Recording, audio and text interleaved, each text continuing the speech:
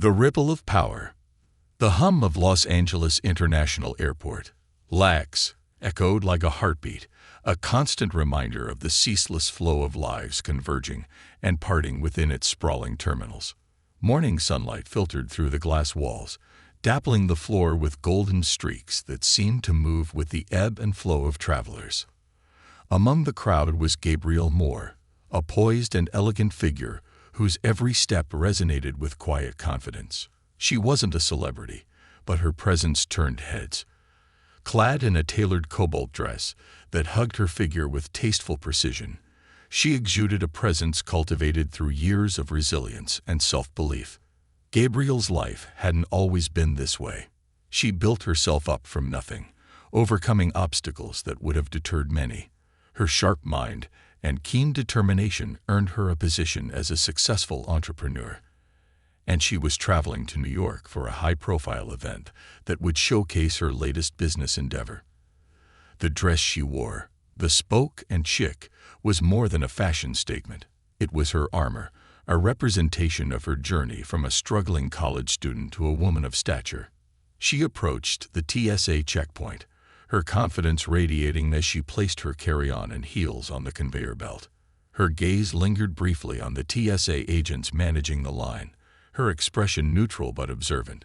Most were professional, but one man stood out. Thomas Jenkins, tall and broad-shouldered, Jenkins loomed over the passengers with an air of authority that bordered on intimidation.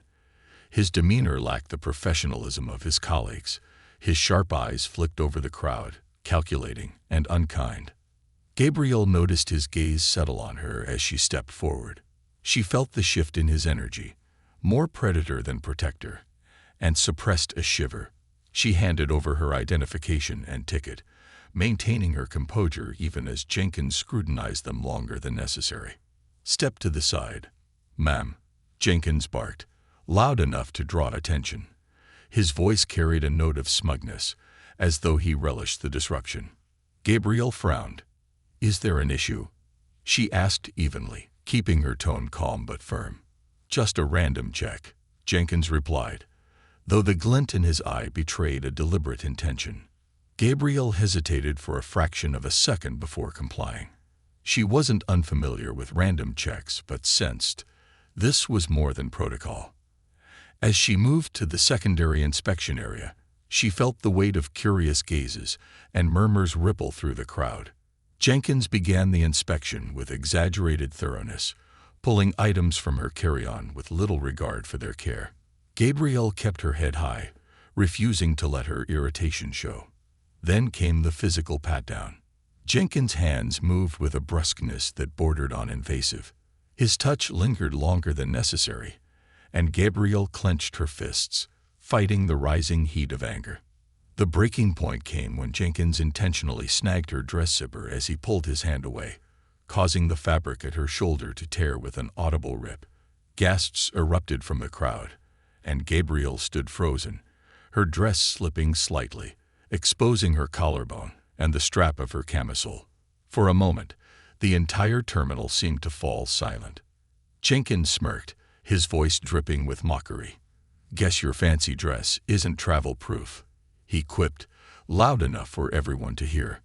The words struck like a slap, but it was his tone, gleeful and malicious, that ignited something in Gabrielle. Her cheeks burned as a wave of humiliation swept over her. She wrapped her torn dress as best as she could and turned to meet his eyes, her glare sharp enough to cut steel. "I demand to speak to your supervisor," Gabrielle said, her voice steady despite the lump forming in her throat. Jenkins shrugged, his smirk widening as he gestured for the supervisor. The woman who approached was middle-aged, her uniform crisp, but her demeanor weary. She glanced between Gabrielle and Jenkins, her expression neutral but lacking urgency. "We'll look into this," the supervisor said, her tone flat. "That's not enough," Gabrielle replied, steel lacing her words. "This wasn't just an accident. It was deliberate, and I won't let it slide." The supervisor hesitated, her gaze flicking toward Jenkins, who remained unrepentant. The silent exchange between them made Gabrielle's stomach turn. It was clear that this wasn't an isolated incident, and that Jenkins operated with impunity. As Gabrielle stepped away, pulling her phone from her bag, a voice called out behind her. She turned to see a frail elderly woman with trembling hands and eyes filled with concern. "I saw what happened," the woman said, her voice barely above a whisper but resolute. "If you need me to speak, I will." Gabrielle felt a surge of gratitude and solidarity. She nodded, her throat tight with emotion. "Thank you," she said softly, her resolve solidifying with every passing second. With trembling fingers, she dialed a number she rarely used. It rang only once before a familiar voice answered. "Richard," she began, her voice breaking slightly as she recounted the incident to her husband. On the other end, Richard Moore's calm demeanor gave way to a sharp edge of concern. "I'm on my way," he said firmly, leaving no room for argument. Gabrielle ended the call and looked back toward Jenkins, who now seemed less confident as whispers of the incident grew louder. Gabrielle didn't know exactly how her husband would handle this, but she was certain of one thing. Jenkins had underestimated the wrong woman. In the distance, the crowd's murmurs grew louder, a mix of outrage and curiosity rippling through the terminal. Gabrielle straightened her shoulders, her composure returning. This wasn't over, not by a long shot. As she waited for Richard, her mind began to churn with a mixture of anger and determination. This wasn't just about a torn dress or a bruised ego. It was about dignity, justice, and ensuring that no one else would have to endure what she had. The battle was only beginning, but Gabrielle was ready. The arrival of power. The atmosphere at LAX was electric, charged with the uneasy tension that follows a public incident too conspicuous to ignore. Travelers whispered among themselves, their stolen glances darting between Gabrielle and the security checkpoint, where Thomas Jenkins now stood rigid, his earlier smugness giving way to visible unease. The crackling voice over the airport intercom faded into the background as the murmurs grew louder, and Gabrielle's torn dress became a symbol of more than personal humiliation. It was a rallying point for justice. Gabrielle's phone buzzed in her hand, breaking her reverie. It was a text from Richard. "Arriving in 10. Hold your ground." Her husband, Richard Moore, was not just any man. A titan of the aviation industry, his name carried weight in boardrooms and government offices alike. As CEO of Aero Global Industries, a multinational company with extensive contracts at major airports, Richard had spent years cultivating a reputation as a man who balanced ruthlessness in business with a fierce loyalty to those he cared for. And at the top of that list was Gabrielle. She glanced toward the airport entrance, anticipating his arrival. Her resolve hardened further. This wasn't the time for anger or tears. It was a moment to channel her humiliation into something productive, something undeniable. She squared her shoulders, her torn dress an unintentional banner of defiance as she waited. In the security office, Thomas Jenkins paced nervously. The earlier satisfaction he'd felt had evaporated, replaced by a gnawing anxiety. The murmurs outside, the elderly woman's clear offer to testify, and now the knowledge that Gabrielle Moore's husband was someone of significant influence, all of it weighed heavily on him. He turned toward his supervisor, who was scrolling through a tablet, pretending to appear busy. "Do you think this is gonna blow over?" Jenkins asked, his voice cracking slightly. The supervisor barely glanced at him. "Depends on how much noise she makes. If she's the type to just rant and move on, you might be okay." Jenkins grunted in response, but the tightness in his chest wouldn't abate. He knew better. Gabrielle wasn't just another passenger. Meanwhile, at the terminal's main entrance, a sleek black sedan pulled up to the curb. The car was unassuming in its design, but radiated the kind of authority that comes with precision and expense. The driver, a sharply dressed man in his 50s, stepped out and opened the door for Richard Moore. Dressed impeccably in a tailored suit that subtly projected both wealth and control, Richard exited the car with a calm that belied the storm he was about to bring. Inside the terminal, heads turned as he strode through the bustling crowds. People didn't need to know who he was to recognize the aura of importance that clung to him. Airport staff exchanged nervous glances, and even TSA agents seemed to shift uncomfortably as he passed. Richard's reputation preceded him, and for those who knew of him, it was clear this was no casual visit. He spotted Gabrielle standing near the security checkpoint. Even in her torn dress, her posture was regal, her expression a mix of calm determination and simmering anger. Richard's jaw tightened as he approached her. "Gabrielle," he said softly, his eyes scanning her for any sign of deeper distress. She turned to him, her composure faltering for just a moment as she saw him. "Richard," she began, her voice steady but tinged with relief. "This isn't just about me anymore. It's bigger than that." Richard's gaze hardened. "Tell me everything." As Gabrielle recounted the events in precise detail, the controlled fury in Richard's expression deepened. By the time she finished, his decision was made. "We're going to handle this," he said firmly. "Not just for you, but for everyone who's had to deal with this kind of abuse." He turned toward the TSA checkpoint and motioned for Gabrielle to follow him. His presence was magnetic, and as they approached the security office, the crowd seemed to part for them.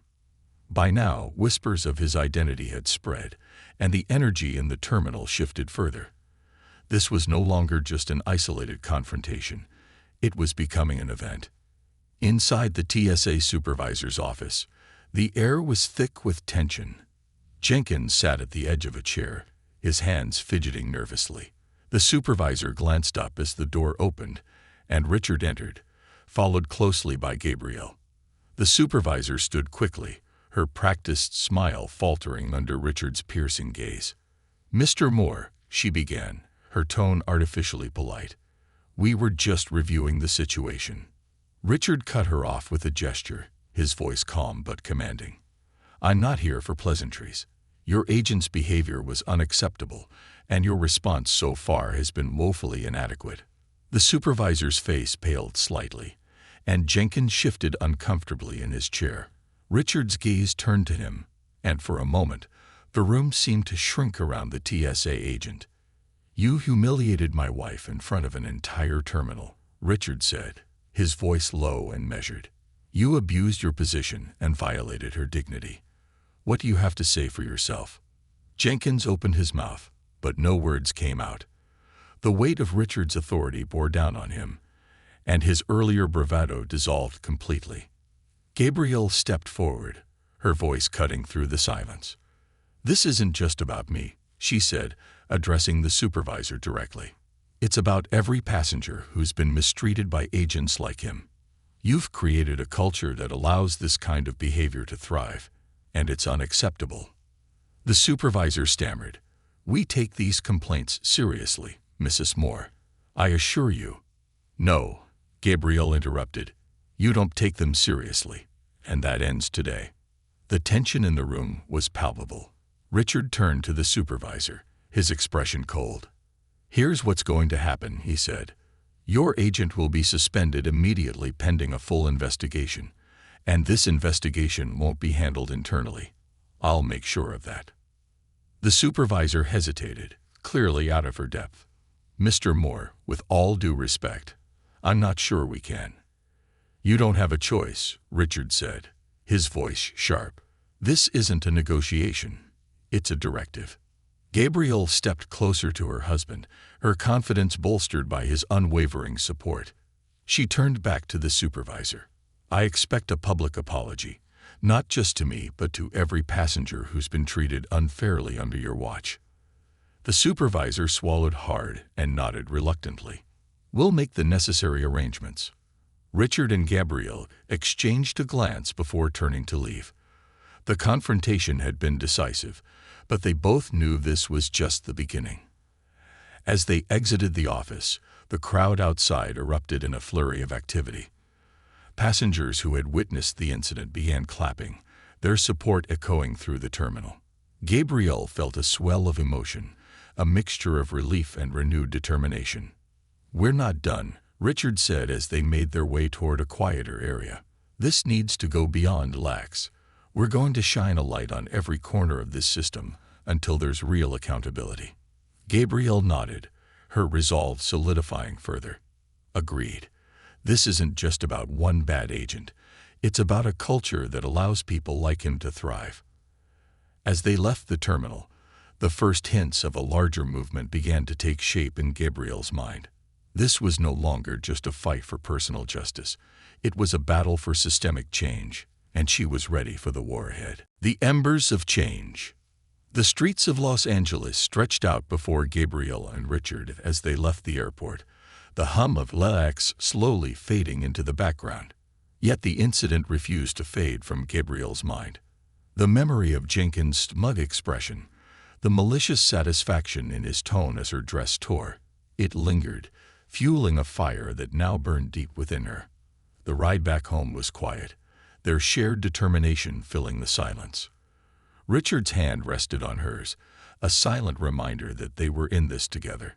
Gabrielle stared out the car window, her mind racing. She had spent her life crafting her identity, building a reputation as a woman of strength and grace. But this wasn't about reclaiming her personal image anymore. It was about the countless others who faced indignities in silence, who lacked the platform or power to demand accountability. By the time they reached their sleek, modern home nestled in the hills, Gabrielle had already begun mapping out her next steps. As she changed into a more comfortable outfit, a crisp white blouse and tailored slacks, Richard entered the room, his tablet in hand. "Emails are already coming in," he said, scrolling. "Journalists are sniffing around. People are talking about what happened." Gabrielle sighed. "Good. Let them talk. The more attention this gets, the harder it will be for them to sweep it under the rug." Richard nodded. "I've also been contacted by a couple of advocacy groups. They want to hear from you. They think this could be a platform for broader change." Gabrielle raised an eyebrow. "Advocacy groups. They're quick." "This incident isn't just a story anymore, Gabrielle," Richard said, his tone serious. "It's a spark. And people are ready to fan the flames." Gabrielle paused, letting the weight of his words settle over her. She wasn't entirely sure how she felt about becoming the face of something bigger, but she knew this wasn't a fight she could walk away from. Not now.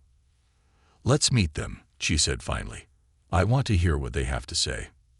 The next day, Gabrielle found herself sitting in a high-rise office overlooking downtown Los Angeles. The room was filled with faces both familiar and new: lawyers, activists, and representatives from civil rights organizations. Each of them had come with their own agenda, but all were united by a shared goal: reforming the culture of unchecked authority that had allowed people like Jenkins to thrive. At the head of the table was Daniel Carter, a tall, charismatic man whose reputation as a relentless advocate for justice preceded him. He greeted Gabrielle warmly, his sharp eyes appraising her as they shook hands. "Mrs. Moore," he began, his voice smooth but forceful, "what happened to you at LAX is a symptom of a much larger problem. TSA agents across the country have been accused of harassment, misconduct, and abuse of power, and most of those cases go unaddressed. Your story has the potential to shine a spotlight on these systemic issues." Gabrielle leaned forward, her expression thoughtful. "I'm not interested in turning this into a spectacle," she said. "This isn't about me. It's about making sure no one else has to endure what I did." Daniel nodded approvingly. "Exactly. That's why we're here. Together, we can push for meaningful change. Legislation, independent oversight, real accountability." As the meeting unfolded, the group outlined a strategy. They would gather evidence, amplify Gabrielle's story through media channels, and rally public support for federal hearings on TSA misconduct. It was an ambitious plan, but Gabrielle could feel the energy in the room, the shared belief that this was a fight worth waging. By the end of the meeting, Gabrielle had agreed to serve as the public face of the movement. It wasn't a role she had sought, but as she looked around at the passionate faces of her new allies, she knew it was a responsibility she couldn't shy away from. Meanwhile, back at LAX, the fallout from the incident was already beginning to take shape. Thomas Jenkins had been placed on administrative leave, but whispers among TSA employees suggested this was just the beginning. A culture of fear and defensiveness began to spread, with some agents worried they would be the next target of public scrutiny. Jenkins, however, was far from contrite. Sitting in a dimly lit bar not far from the airport, he nursed a glass of whiskey, his face set in a scowl. He had underestimated Gabriel Moore, and now the consequences were becoming painfully clear. His union representative had been noncommittal, his supervisor had thrown him under the bus, and the media was circling like sharks. "She's not going to get away with this," he muttered under his breath, his fists tightening around the glass. But even as Jenkins plotted his next move, the tide was turning against him. A whistleblower within the TSA had come forward, contacting Gabriel's coalition with damning evidence of systemic corruption and misconduct. The whistleblower, a former agent named Lisa Moreno, detailed years of cover-ups and ignored complaints, painting a grim picture of an agency more concerned with protecting its image than its passengers. As Gabriel reviewed the evidence Lisa had provided, a fire reignited within her. She and Richard pored over the documents late into the night, their living room table covered in printouts and notes. "This is it," Gabriel said, her voice filled with determination. "This proves it's not just one bad agent, it's the entire system." Richard nodded, his eyes scanning a particularly incriminating email chain. "This could blow the whole thing wide open, but it also makes us a target." Gabrielle met his gaze, her expression unwavering. "Let them come. We're ready." The next morning, Gabriel's story hit the national stage. News outlets ran headlines like, "Lax Passengers Fight Against TSA Misconduct Sparks National Debate," and Gabriel Moore, the woman challenging an entire system. Interviews and talk shows clamored for her attention, but Gabriel remained focused, careful to keep the conversation centered on the broader issues. Social media exploded with support, the hashtags #JusticeForGabriel and #ReformTSA trending nationwide. Stories of similar incidents began to flood the internet, each one a reminder that Gabriel's experience was far from unique. But not everyone was supportive. Detractors accused her of overreacting, using her wealth and influence to seek attention. Some dismissed her as an entitled elitist, while others framed her as a threat to airport security. Gabrielle refused to be derailed. In one particularly pointed interview, she addressed the criticism head-on. "This isn't about me," she said, her voice calm but firm. "This is about a system that's failed too many people for too long. I'm fortunate to have the resources to fight back, but what about the countless others who don't? This fight is for them." As the movement gained momentum, the pressure on the TSA intensified.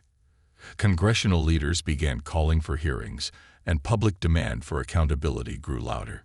Gabriel's coalition worked tirelessly, gathering evidence, organizing rallies, and pushing for legislative reform. Yet amid the chaos, Gabrielle remained steadfast. This was a battle she hadn't asked for, but it was one she was determined to win.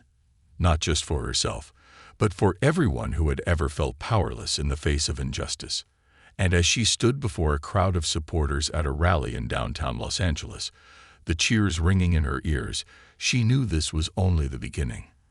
The embers of change had been lit, and there was no turning back. The battle intensifies. The rally in downtown Los Angeles marked a turning point. Thousands gathered in the heart of the city, carrying signs that read, "Justice for all," "Hold TSA accountable," and "No more abuse of power." The crowd's energy was electric, a mix of outrage and hope that filled the air. Gabrielle stood at the podium, her voice steady and clear as she addressed the crowd. "What happened to me at LAX isn't an isolated incident," she declared. "It's part of a system that's failed too many for too long. We're here today to say no more, to demand accountability, transparency, and change." The crowd erupted into applause, their cheers echoing through the streets. Gabriel's words carried the weight of someone who had endured humiliation but refused to be silenced. She was no longer just a woman wronged. She was a symbol of resilience and a catalyst for reform. As the rally dispersed, the momentum carried on. Social media was flooded with images and videos from the event. Hashtags like #JusticeForGabrielle and #ReformTSA trending nationwide. News outlets picked up the story, and Gabrielle found herself at the center of a national conversation. She was praised by many as a fearless advocate for justice, though not everyone was supportive. Critics labeled her an opportunist, accusing her of using her wealth and influence to manufacture a crisis. Certain media outlets ran hit pieces attempting to discredit her, framing her as a privileged woman seeking attention. Others painted her as a threat to airport security, twisting her calls for reform into accusations of undermining national safety. Gabrielle braced herself for the backlash, knowing it was inevitable. Sitting with Richard in their home office, she scrolled through the latest headlines, her expression calm but focused. "They'll try to discredit you," Richard said, his voice steady. "That's what they do when they feel threatened. But we have the truth on our side." Gabrielle nodded. "The truth doesn't bend to convenience," she replied. "And neither will I." Meanwhile, the TSA was scrambling to contain the fallout. Internal meetings were held at their headquarters, where senior officials debated how to respond. The agency's leadership was divided. Some wanted to issue a public apology and promise reforms, while others insisted on a more aggressive approach to protect their image. Thomas Jenkins, now officially suspended, became a central figure in the controversy. His union had initially tried to defend him. But as more information came to light, their support wavered. Complaints from other passengers began to surface, painting a damning picture of a man who had long abused his position. Still, Jenkins refused to back down. He filed a wrongful termination lawsuit, claiming he was being scapegoated by the TSA to appease public outcry. His lawsuit complicated matters for the agency. While they had hoped to quietly distance themselves from Jenkins, his legal action forced them to confront the broader issues at play. Whistleblowers within the TSA began coming forward, emboldened by Gabrielle's fight. Their testimonies revealed a culture of corruption and negligence that extended far beyond a single agent.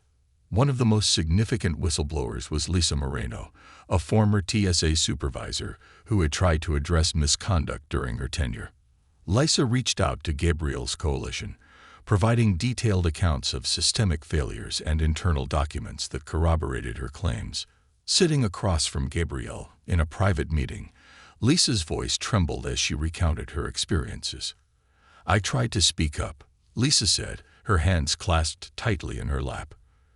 "But every time I did, I was shut down. They protect their own, no matter what." Gabrielle listened intently, her heart heavy with the weight of Lisa's words. She reached across the table, placing a reassuring hand on Lisa's. "You're not alone anymore," Gabrielle said. "We're going to make sure your voice is heard." As the coalition grew stronger, so did the resistance. Anonymous threats began to arrive at Gabrielle's doorstep, warning her to back off. Her phone buzzed with harassing messages, and her email inbox was flooded with hate mail. Gabrielle remained undeterred, but Richard was furious. "We need to increase security," he said one evening, his tone leaving no room for argument. "I'm not taking any chances with your safety." Gabrielle reluctantly agreed, knowing that the fight they were waging was making powerful enemies. But she refused to be silenced. If anything, the threats only strengthened her resolve. The coalition's legal team worked tirelessly to build their case. With Lisa Moreno's testimony and the documents she provided, they compiled a comprehensive report detailing the TSA's failures. The report outlined a pattern of misconduct, including harassment, abuse of power, and the systemic suppression of complaints. It was a damning indictment of the agency, and Gabrielle's team planned to present it to Congress as part of their push for federal reform. In the weeks leading up to the congressional hearings, Gabrielle and Richard embarked on a whirlwind media tour. They appeared on major news programs, participated in panel discussions, and gave interviews to prominent journalists. Gabrielle's poise and authenticity won over many skeptics, though the criticism continued. One particularly heated interview took place on a popular cable news show, where the host grilled Gabrielle on her motivations. "Some people say you're overreacting," the host said, leaning forward with a skeptical expression, "that this is just one incident blown out of proportion." Gabrielle met the host's gaze, her expression calm but resolute. "This isn't just about one incident," she replied. "It's about a culture that's allowed these incidents to happen over and over again without accountability. If we don't speak up, nothing changes." Her words resonated deeply, and the interview went viral, further amplifying her message. At the same time, Gabrielle's coalition faced internal challenges. Differences in strategy and priorities began to surface, with some members pushing for a broader focus on systemic reform across multiple institutions, while others insisted on keeping the spotlight on the TSA. Gabrielle found herself in the middle, trying to mediate while staying true to her vision. During one tense meeting, Daniel Carter voiced his concerns.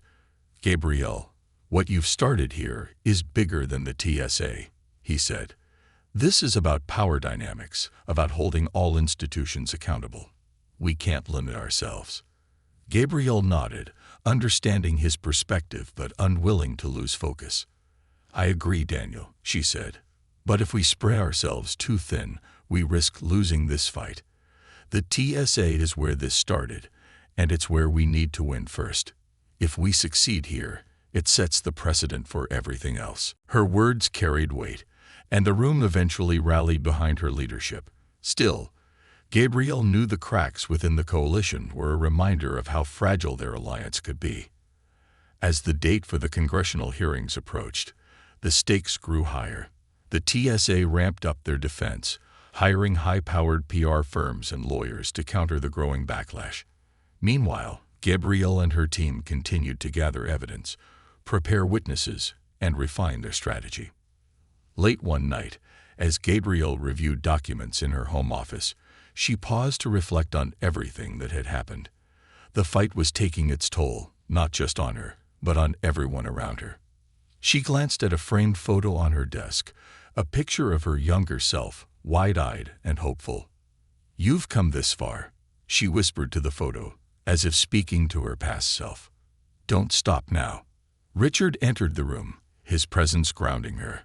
"Long night?" he asked, placing a cup of tea beside her. Gabrielle nodded, leaning back in her chair. "There's so much to do. Sometimes it feels overwhelming." Richard knelt beside her, taking her hand in his. "You don't have to do it alone," he said. "We're in this together." His words were a balm to her weary soul, and she squeezed his hand, grateful for his unwavering support. The road ahead was daunting, but Gabrielle was ready to face it. The battle had intensified, but so had her resolve. This was no longer just a fight for justice, it was a fight for change. And Gabrielle Moore wasn't backing down. Into the arena. The congressional hearing room buzzed with anticipation. Rows of spectators filled the gallery. A mix of journalists, activists, and concerned citizens who had followed Gabrielle's story from the beginning. Cameramen adjusted their equipment, reporters whispered into microphones, and aides scurried between desks with stacks of papers. At the center of it all, Gabrielle Moore sat composed, her tailored suit a reflection of her unwavering determination. Beside her sat Richard, his presence a steadying force, and Lisa Moreno, the former TSA supervisor turned whistleblower whose testimony had become a cornerstone of the movement. The stakes had never been higher. This wasn't just about Gabrielle's humiliation at LAX anymore. It was about systemic reform. The coalition's efforts had culminated in this moment, a chance to present their findings to lawmakers and the nation. But it was also an arena of fierce opposition, as the TSA's legal team and representatives prepared their defense. "Mrs. Moore," Richard said softly, leaning toward her. "Are you ready?" Gabrielle glanced at him, her jaw tight. "I've never been more ready." The hearing began with opening statements from the committee chair, a seasoned senator whose gravelly voice commanded respect. "Today, we examine allegations of systemic misconduct within the Transportation Security Administration. These allegations are serious and demand our full attention. We are here to determine the extent of these issues and to explore potential reforms. The first half of the hearing was dominated by testimony from TSA officials who painted a picture of an agency overwhelmed by its responsibilities, but committed to improvement. Their statements were measured, filled with corporate jargon that deflected blame while attempting to maintain credibility. But the atmosphere shifted when Gabrielle took the stand. The room fell silent as she adjusted the microphone, her expression calm but resolute. "Thank you, Senator," she began. "My name is Gabrielle Moore. I am here today not just as a victim of misconduct, but as a voice for countless others who have suffered similar indignities at the hands of an unchecked system." She recounted her experience at LAX, sparing no detail. Her voice remained steady even as she described the humiliation of her dress being torn, the smugness of Thomas Jenkins, and the indifference of the TSA supervisors who had dismissed her concerns. She then pivoted to the larger issue, presenting evidence of systemic failures uncovered by the coalition. "This is not an isolated incident," Gabrielle continued, holding up a stack of documents. "These are complaints, testimonies, and internal communications that reveal a culture of misconduct and cover-ups. This is about more than one agent. This is about an entire system that prioritizes its image over the dignity and safety of the people it serves." Her words hung in the air, and for a moment, the room was completely still. Then the questioning began. The TSA's legal team, led by a sharp-tongued lawyer named Mark Dennison, was prepared to push back. Dennison's strategy was clear: discredit Gabrielle and cast doubt on the coalition's evidence. "Mrs. Moore," Dennison said, leaning forward with a practiced smirk, "would you agree that the TSA operates under immense pressure to ensure the safety of millions of passengers every day?" "Of course," Gabrielle replied evenly. "But safety should never come at the cost of dignity and basic human rights." Dennison pressed on. "And yet you've made this about yourself, haven't you? Your personal experience, while unfortunate, doesn't represent the entire agency, does it?" Gabrielle didn't flinch. "It's not about me," she said firmly. "It's about the hundreds of people who have come forward since my story broke. It's about the whistleblowers who risked everything to expose the truth. My experience was the spark, but the fire has been burning for years." The audience murmured in agreement, and Dennison's smirk faltered. Gabrielle's composure and clarity had turned his line of questioning against him. Next, Lisa Moreno took the stand. Her testimony was a damning indictment of the TSA's internal practices. She detailed how complaints were routinely ignored, how agents like Jenkins were protected by a culture of silence, and how efforts to implement reforms were stymied by bureaucracy and fear of public backlash. "I tried to address these issues internally," Lisa said, her voice trembling but resolute. "But every time I did, I was told to keep quiet. The system isn't broken, it's working exactly as it was designed. And that's the problem." Her testimony was backed by internal documents, emails, and first-hand accounts from other whistleblowers. The evidence painted a picture of an agency riddled with corruption and unwilling to hold its own accountable. As the hearing stretched into the afternoon, the tide began to turn. Lawmakers who had initially been skeptical of Gabrielle's claims now seemed more receptive. The coalition's evidence was undeniable, and the testimonies of Gabrielle and Lisa had struck a chord. But the TSA wasn't finished. In a surprise move, they called Thomas Jenkins to testify. The disgraced agent entered the room with a defiant swagger, though the beads of sweat on his forehead betrayed his nerves. Jenkins painted himself as a scapegoat, claiming that his actions had been exaggerated and that he was being unfairly targeted. "I made mistakes," he admitted, his voice carefully measured. "But I'm not the monster they're making me out to be. The real problem is the lack of support for agents like me who are under constant pressure." Gabrielle watched him, her expression unreadable. When it was her team's turn to cross-examine, her lawyer wasted no time dismantling Jenkins' narrative. They presented video evidence from the incident at LAX, showing his deliberate actions and mocking demeanor, They also introduced past complaints against him, revealing a pattern of misconduct. By the time Jenkins stepped down, his defiance had crumbled, and the TSA's defense was in shambles. As the hearing concluded, the committee chair addressed the room. Today's testimonies have shed light on serious issues within the TSA. It is clear that reform is not only necessary but overdue. This committee will take these findings into consideration and work toward meaningful change. Gabrielle exhaled, the weight of the day finally lifting. She glanced at Richard, who gave her a small, reassuring smile. They had done everything they could.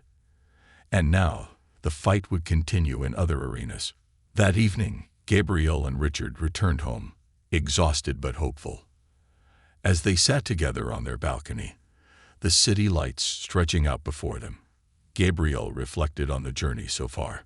"We've come so far," she said softly, "but there's still so much to do." Richard nodded. "This is just the beginning. But today, you proved something to everyone watching. You can't be silenced." Gabrielle leaned against him, her resolve as strong as ever. The battle for justice was far from over, but for the first time, she felt the tides turning. Together, they would see this fight through to the end. The reckoning. The congressional hearings were over, but the real battle had only just begun. Gabrielle and her coalition had achieved a significant victory, their voices resonating in the halls of power, but the fight for systemic reform required more than powerful speeches and damning testimonies. It required relentless effort, strategic planning, and the unwavering will to confront entrenched resistance.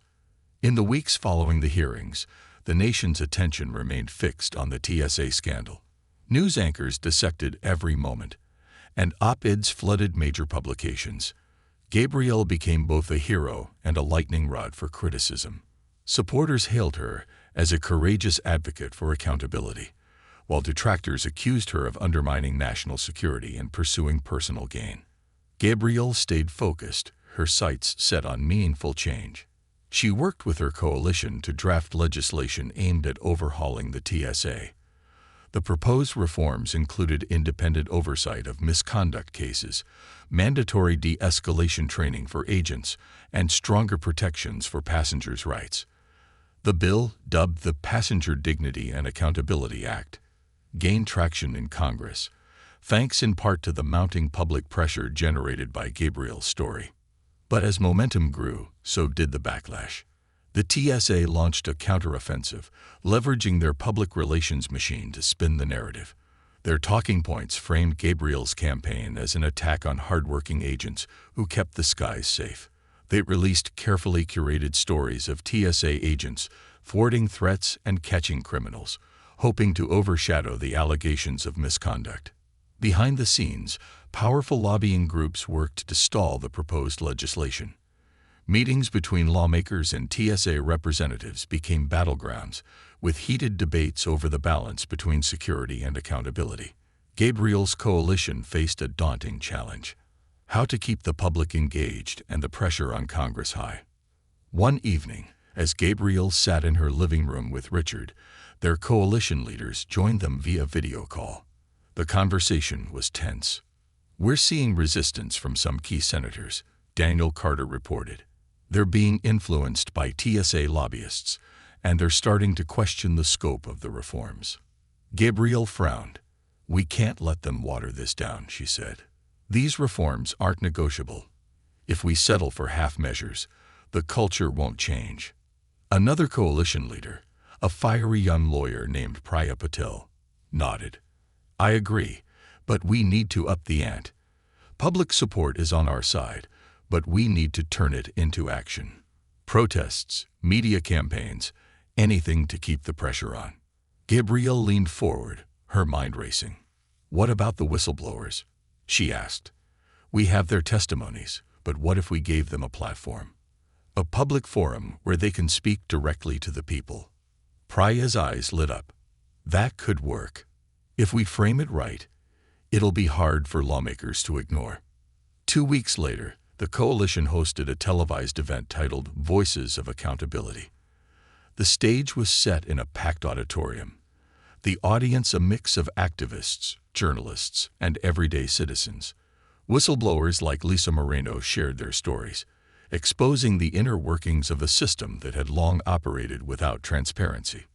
Lisa's voice trembled as she spoke, but her words were powerful. "I loved my job," she said. "I believed in the TSA's mission, but when I saw what was happening, agents abusing their power, complaints being ignored, I couldn't stay silent. What happened to Mrs. Moore was just the tip of the iceberg." Gabrielle followed Lisa, her speech a rallying cry. "This isn't just about fixing the TSA," she declared. "It's about restoring trust in our institutions. It's about ensuring that no one is above accountability, not even those tasked with protecting us." The event was a resounding success, its impact amplified by the reach of social media. Hashtags like #PassengerRights and #TSA reform surged once again, and public demand for change grew louder. Lawmakers who had wavered found themselves inundated with calls and emails from constituents urging them to support the legislation. But the TSA wasn't done fighting. As the coalition's influence grew, so did the attacks on Gabrielle. Anonymous sources leaked private details about her life, twisting mundane facts into salacious rumors. Headlines accused her of hypocrisy, pointing to her wealth and privilege as evidence that she was out of touch with the average traveler. The smear campaign took a toll. Late one night, Gabrielle sat alone on the patio, staring at the city lights. She felt the weight of the battle pressing down on her, the endless cycle of attacks and counterattacks threatening to crush her spirit. Richard found her there, his footsteps soft against the stone. He placed a warm hand on her shoulder, his expression filled with concern. "You're not alone in this," he said gently. "We're all fighting with you." Gabrielle sighed. "I know. It's just, I didn't expect it to get this personal." "That's because they're scared," Richard said. "You're challenging something they never thought could be challenged. And that's exactly why you can't give up."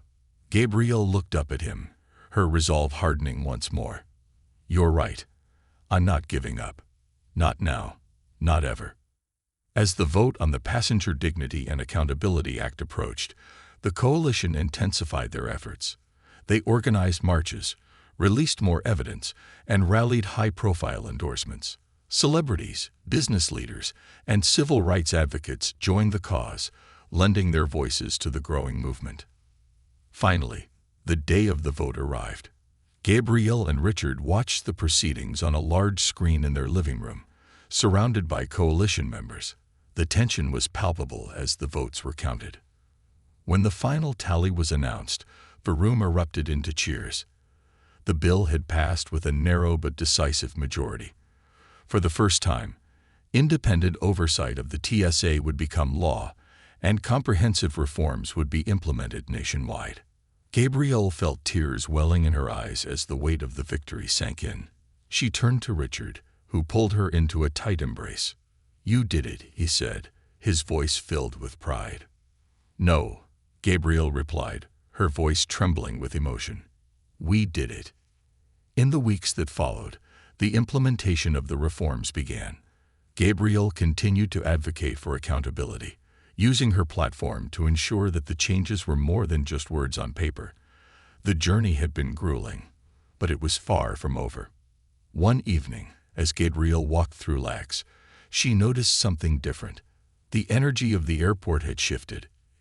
Agents moved with a renewed sense of professionalism, and passengers seemed less tense. It wasn't perfect, but it was a start. As she passed through security, a young agent stopped her. "Mrs. Moore," he said, his voice filled with gratitude. "I just wanted to say thank you. Things are better now, because of you." Gabrielle smiled, her heart swelling with hope. She had fought for justice, not just for herself, but for everyone who believed in a fairer, more accountable world. And as she stepped onto her flight, she knew that the fight, while difficult, had been worth every moment. The legacy of justice. Gabrielle settled into her seat on the flight, the hum of the engines a soothing backdrop to her thoughts. The young agent's words echoed in her mind, filling her with a quiet satisfaction. For the first time since the ordeal at Lax, she felt a sense of closure, not an end to her mission, but a milestone in a journey that had transformed her from an individual seeking justice into a symbol of systemic change. The plane ascended into the clouds, and as the city disappeared below, Gabrielle allowed herself a rare moment of reflection. The past months had been grueling, filled with challenges that had tested her strength, patience, and resilience. Yet through it all, she had found allies, rediscovered her purpose, and ignited a movement that had changed the course of an entire system. In the weeks following the bill's passage, the ripple effects of the reform were felt across the nation. TSA employees underwent mandatory retraining, with new emphasis on de-escalation techniques and passenger dignity. Complaints were no longer dismissed with impunity. Instead, they were investigated by an independent oversight board with real authority. For the first time, passengers felt their voices mattered, and agents understood the weight of their responsibilities. Media outlets continued to spotlight Gabrielle's journey, framing her as a modern-day crusader for justice. Interviews and profiles celebrated her resilience, though not without criticism. Some continued to question her motivations, accusing her of seeking fame or leveraging her privilege. Gabrielle faced the scrutiny with the same grace and determination that had carried her through the hearings, refusing to be derailed by detractors. "This was never about me," she told a journalist during a live interview.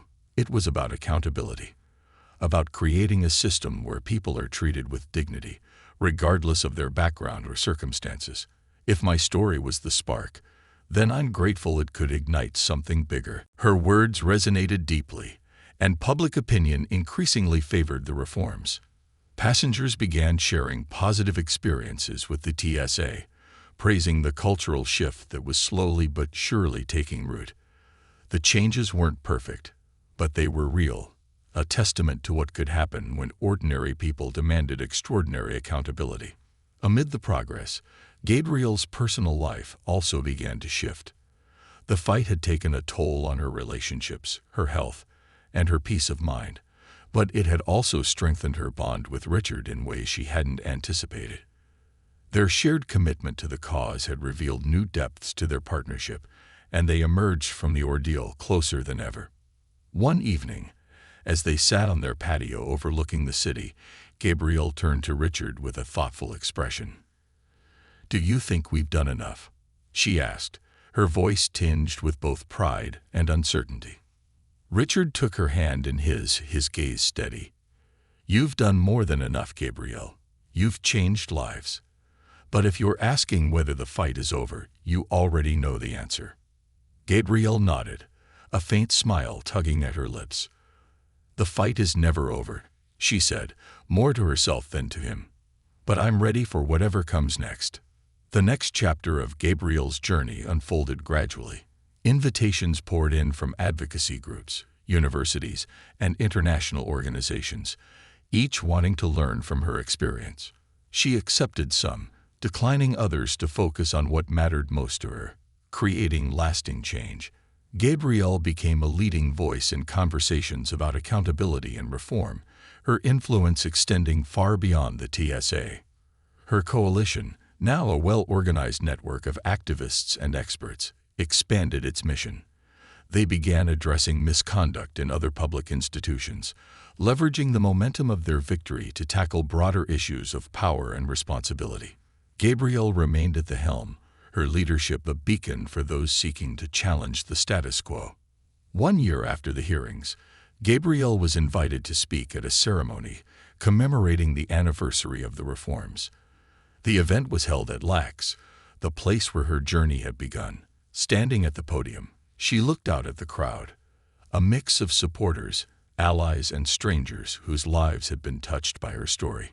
"When I stood here a year ago," she began, her voice clear and steady, "I was a woman humiliated, angry, and determined to make things right.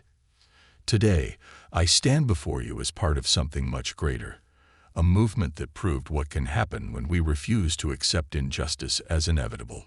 The crowd erupted in applause, their energy a testament to the impact Gabrielle had made. As she stepped away from the podium, an elderly woman approached her, Gabrielle recognized her instantly. Mrs. Avery, the witness who had stood by her side at the airport. "I told you not to let them sweep it under the rug," Mrs. Avery said, her voice soft but filled with pride. Gabrielle smiled, her eyes misting with emotion. "You gave me the courage to fight," she replied. "Thank you for believing in me." As the sun set over Los Angeles, casting a golden glow across the city, Gabrielle felt a deep sense of fulfillment. The road ahead was still long, and the fight for justice would continue. But for now, she allowed herself a moment of peace.